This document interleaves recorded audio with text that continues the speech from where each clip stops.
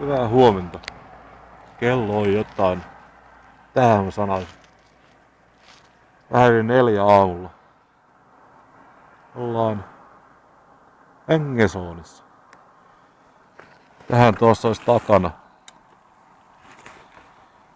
Tähän mennessä ollaan ajettu 975 kilometriä. No yli puolen väliin, jee. Ihan kivan näköinen aamu. Ja ristus on kylmä. Tuossa oli yöllä pakkastakin jopa.